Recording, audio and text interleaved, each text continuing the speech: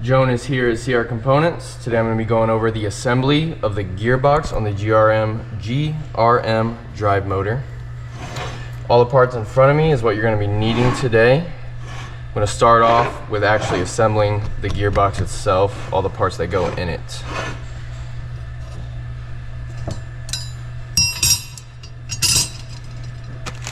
First, you're going to need a bearing race. We have the gear teeth of the gearbox going down. That first bearing race, you're going to want the thick end facing up. I'm going to start it pretty even, and we're going to tap it down.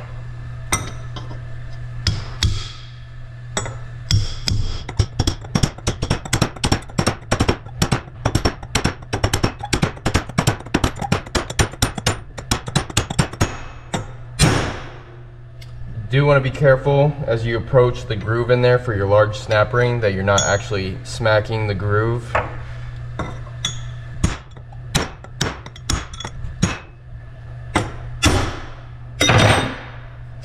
You want to go past that groove just enough to where you can also get your spacer in there. Go ahead and drop that down right on top of the bearing race. And we have enough room there still for our large snap ring. We'll go ahead and get that in there.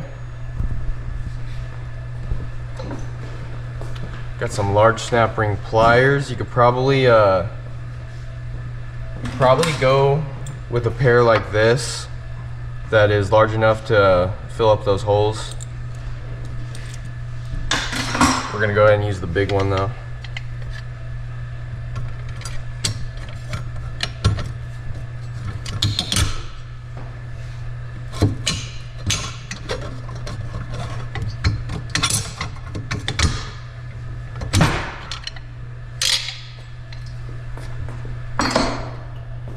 Double check, make sure your snap ring did go all the way down in there. Ours went right into the groove. We can go ahead and throw that second spacer on, and we can grab our other bearing race.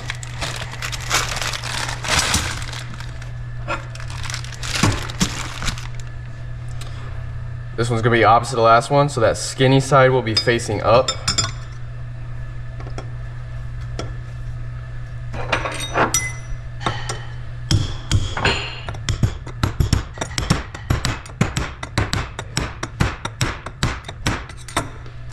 You are going to feel this one bottom out against that spacer and snap ring. Once that bottoms out, we can actually flip it back over. You might have a little bit of a gap on your spacer, which means we just went barely too far past that large snap ring, so you can go ahead and smack that back to the back until it bottoms out.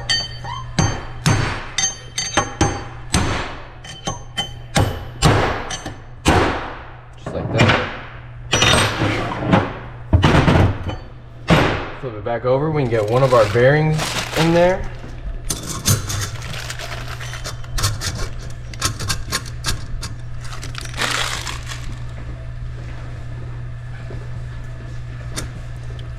Once we have that in there, we can go ahead and start installing our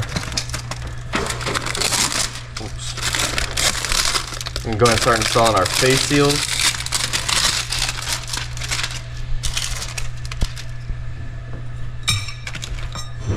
Be careful not to ding up the actual faces. One scratch could take a lot of hours out of your machine.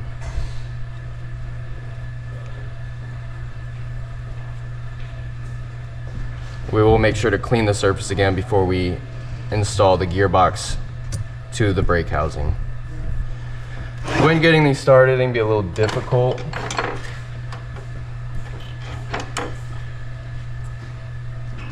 Like to get a flathead screwdriver, you can kind of get one side started in there. It's gonna be a little hard to get on the camera. We have one side started in there, and we're basically going from there, pressing some of it down. It will be easier at first, but it will get tougher to do. You want to make sure you're not pressing it too far down, or else the rubber piece of the face seal will get stuck.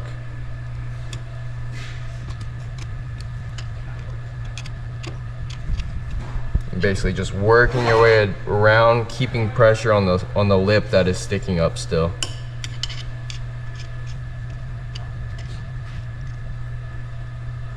I'm basically pressing in on the middle part that's sticking out, pressing in on it a little bit and then shoving it down just slightly.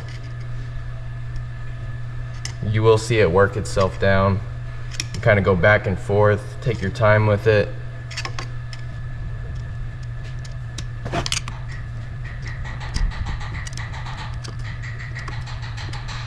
It might look a little uneven compared to the part that started, but don't worry about that. I'll show you here in a minute that it will end up evening out.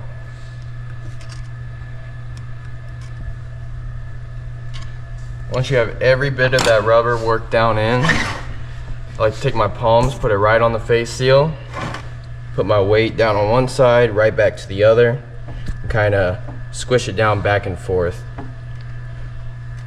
And then I switch to the other sides, do the same thing.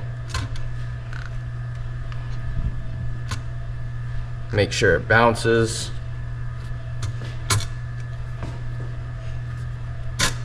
It'll also kind of bring up the rubber parts, the parts of the rubber that were sitting lower or higher than the rest.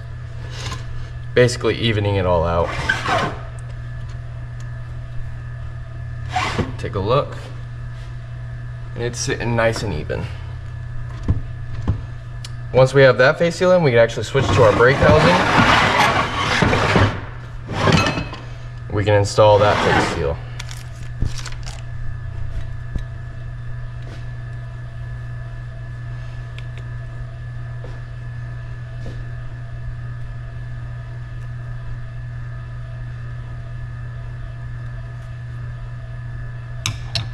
Same thing with this side. This side can be a little trickier because you don't have all that open space. But you are starting one side in and one side sticking out. Putting more pressure on the side that's sticking out, but still starting from the side that's sticking in.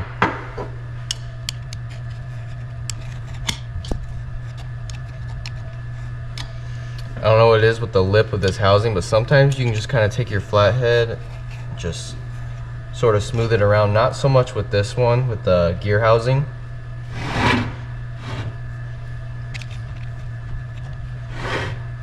Rubber will get tighter and you'll have to resort to the same method. Just kind of pushing it down in, nice and easy. You don't want to jam it down there too hard because it will go too low and you'll have to restart.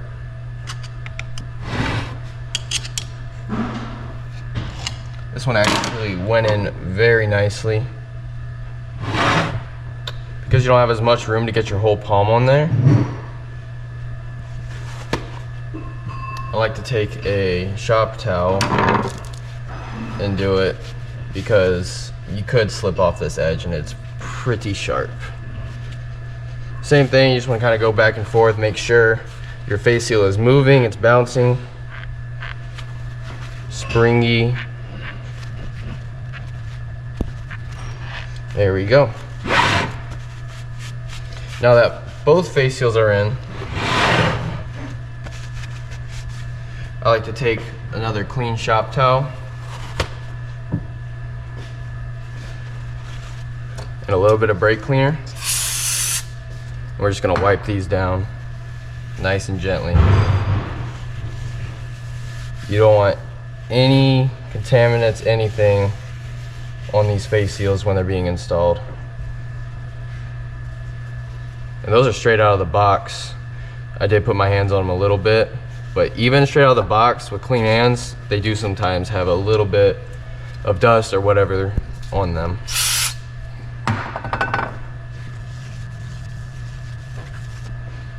There we go.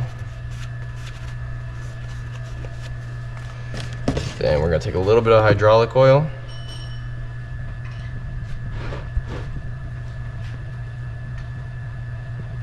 It's going to go on both face seals. We're just going to kind of spread that around.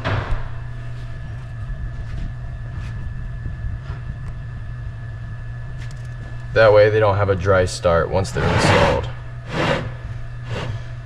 Alright, we have one bearing in, we have all our face seals installed. We can go ahead and put the gear housing onto the brake housing.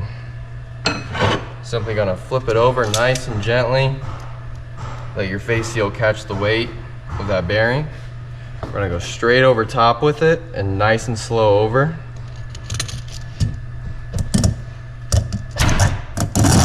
If you can, put a little bit of pressure on it, see how far that bearing will fall on its own.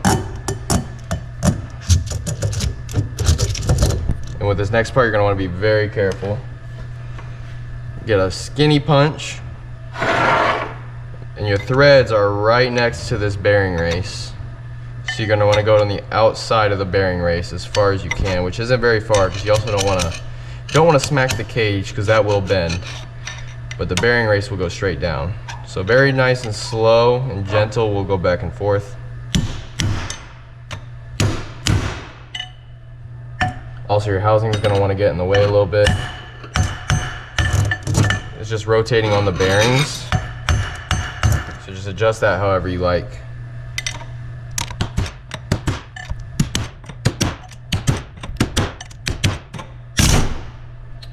And sometimes they will just fall the rest of the way down.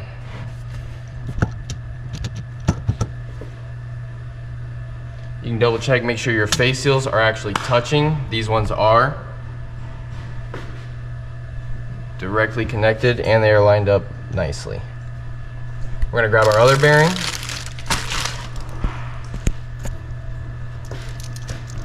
Go ahead and drop that straight down in. You have to adjust your housing so it will go down. Again, that's gonna fall to your threads. Going to be very careful. Luckily, it is that fatter side that is going to be facing up this time, so you're going to have a lot more surface area for your punch.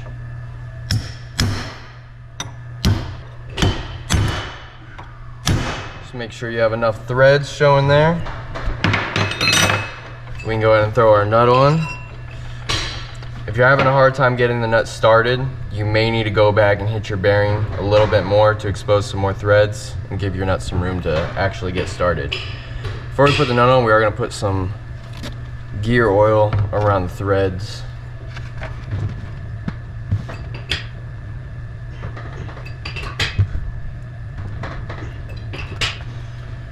Your nut is going to have a flat side and a side with a little more on it. That side with the high spot is going to be facing down, going onto your bearing race. Now I'm going to spin this counterclockwise until we hear the threads basically snap down into place, or fall down into place really. Just want to make sure your nut doesn't get crooked while you're doing this. Keep it nice and even.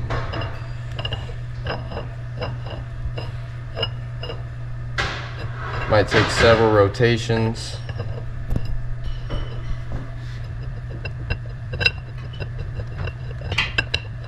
There it was.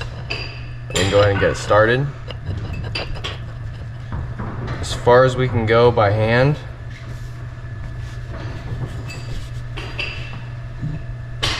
And then we have our nut tool to help us spin it on. We sell these here at CR Components. This is the GRM nut tool. Oops. Make sure it doesn't have anything on it there. And these tabs are going to fall right down into the slots on the nut there. There we go. Once that's in, we are going to bolt the housing down to the table. That way we can get the proper amount of torque on the table, or on the nut, excuse me.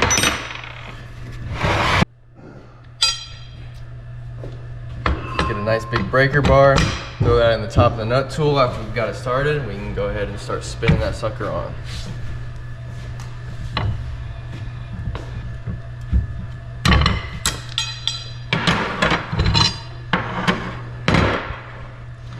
Spun all the way on, it'll be just barely above the housing. It won't be quite flush, but it'll be almost perfectly flush. You'll have a small high spot on the nut, which is how it should be, because you have a high spot right below where those gears sit. Alright, we're gonna go ahead and throw this washer in the top. Pretty simple, sits right on in there. Give it a few smacks. Be very gentle with this one. No need to smack it too hard.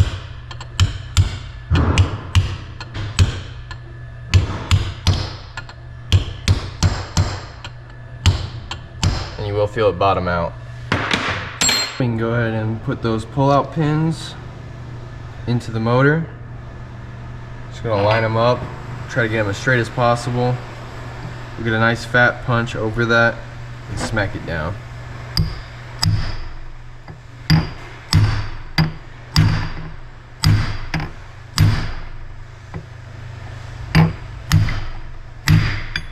Just like that. And then we can go and get the other one in and do the same thing.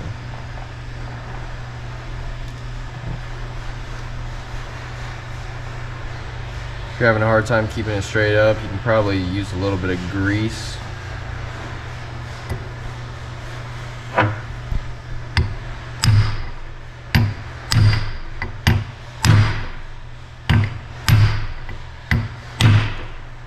And there you are. Now we can install those gears. When installing the gears in your gearbox, you're gonna grab your gear and there's gonna be two sides to it. For the bearings, you're gonna have a side that's pretty flat and no bevel, and then you're gonna have a side with a bevel or chamfer. And that side with the bevel is going to be going down first. The letters don't really matter. The letters could end up on either side depending on how they are manufactured, but side with the bevel goes down first. And we're gonna get that started here with the socket.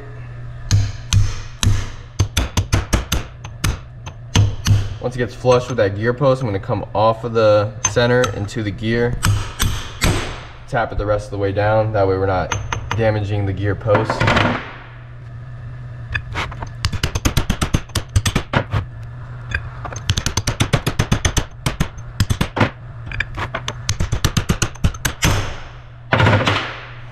Once we have all the gears down on the gear post, we can take our snap rings and start installing those.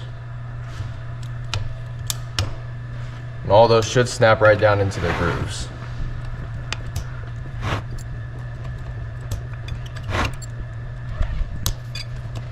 Just like that.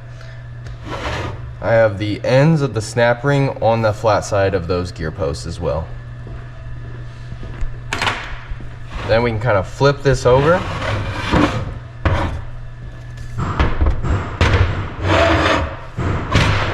Get our shaft right back down into there, into our brake.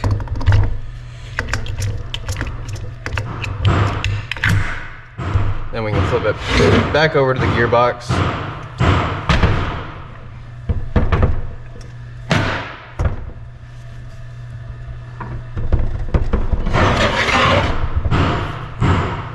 We can get our sun shaft in. Luckily it was already lined up perfect. We didn't really have to do too much to get it in, but if you are having a hard time getting it in, you can take a punch and find two holes that line up, and you can kind of wiggle it back and forth until that sun gear falls into place. All right, we can get our lid seal. We can grease that up.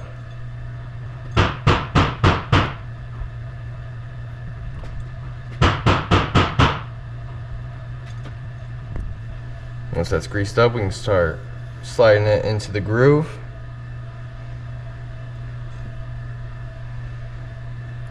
Actually, before you do that, it wouldn't be a bad idea to get a little stretch. Nothing crazy, just a little stretch. That way it does sit down in its groove a little bit better.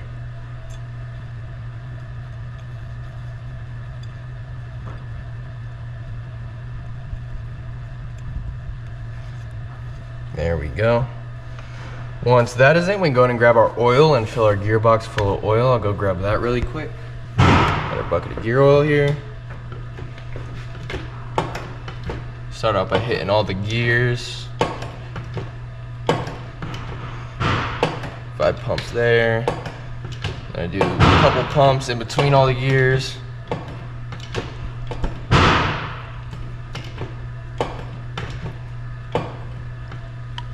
And we're gonna let it sit for just a second and let that gear oil kind of settle. Once that is settled, we'll add a little bit more. We're only trying to go about halfway up each of the gears.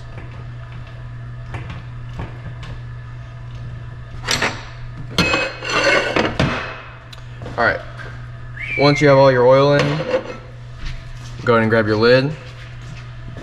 Be very, very careful installing this lid. You definitely don't want to get it crooked. It will kind of pinch your seal there. You don't want that to get pinched and snapped. Kind of slide it right over, putting pressure down here. It keeps it kind of level.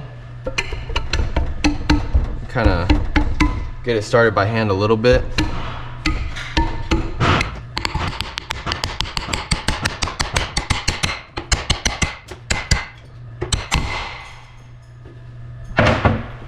Once that is all the way down, you will have just a little bit of room for your snap ring.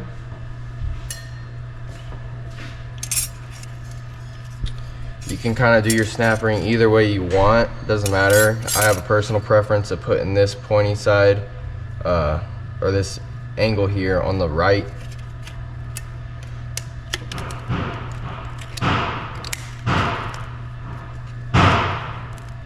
And that did go all the way into the groove. But what we're going to do is we're going to move the snap ring out of the way of this plug area.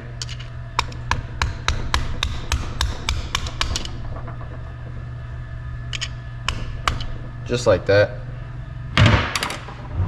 And then we can go ahead and add our plugs.